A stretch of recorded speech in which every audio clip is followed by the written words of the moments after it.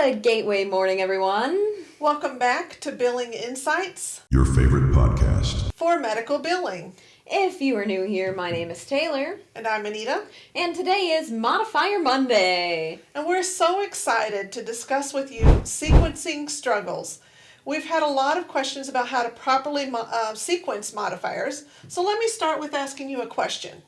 True or false, Taylor? It doesn't matter what order modifiers are reported in as long as they are appended to the claim. False. It can be very confusing if you do not know the proper way to order modifiers.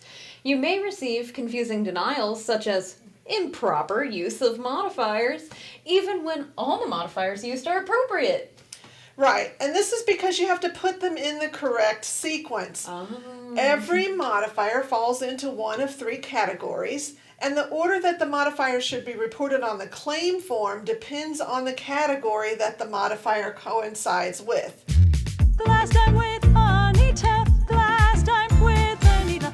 Now there's three different categories. The first is pricing modifiers. The second is payment modifiers. And then lastly are location modifiers, which, as you all know from last week, is also known as laterality modifiers. Back to Billing Insights, your favorite podcast. Favorite podcast for medical billing. So we are aware that it's very confusing, and it's even worse because some people refer to pricing modifiers as payment impacting modifiers. Some people only break it up into two groups instead of three, and those two would be pricing modifiers and then informational/statistical modifiers. How are you supposed to know what order to list the modifiers in if it depends on the category, but we can't even all agree on what categories they are? Well, there's no need to fear. Billing Insights is here to help clear that up for you. So here's an expression to help you remember which one comes first. Before a payment can be made, there must be an established price. Hence the reason why pricing comes before payment. So let me break this down a little bit better for you and just kind of envision with me here. You want to go to the grocery store and you want to buy some bananas. And so you go in, you pick up the bananas, and you go out to the checkout.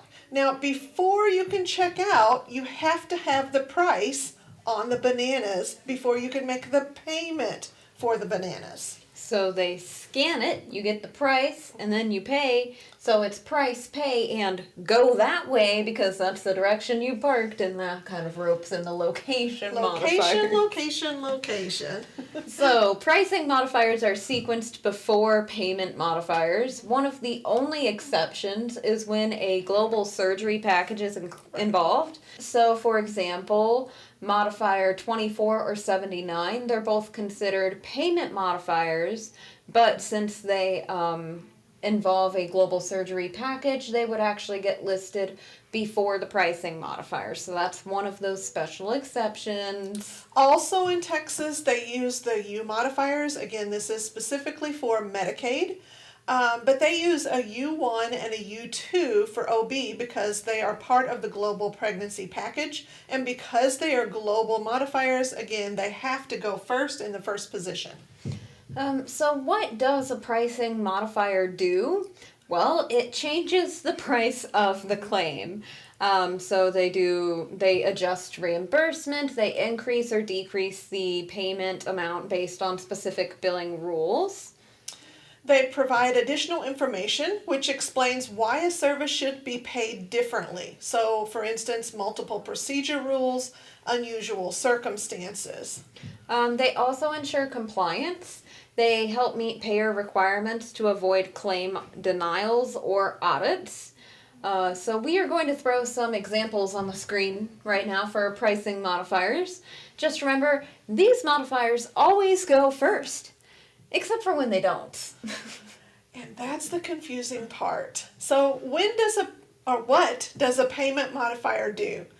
There's a special situation for this claim, and we need to know what that situation is. This helps determine reimbursement, and the amount affects whether a service is fully, partially, or just not reimbursed at all.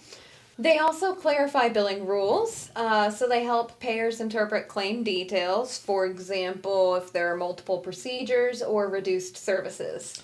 They also help prevent claim denials, which ensures correct payment by providing necessary context for those services that were rendered. Common payment modifiers should be flooding the screen now. So that leaves us with location modifiers, which we have already discussed in a previous video, and as Annetta said earlier, they are also better known as laterality modifiers. But they tell you where on the patient's body was a procedure or service performed. So we have E1 for your upper left eyelid, E2 for the lower left, E3 for the upper right eyelid, E4 for the lower right. We've gone over LT, RT, and 50. That also includes your finger modifiers, which all start with F, things like that. If you would like to see Medicare's complete listing of modifiers and more details on sequencing, go ahead and click the link in the description below.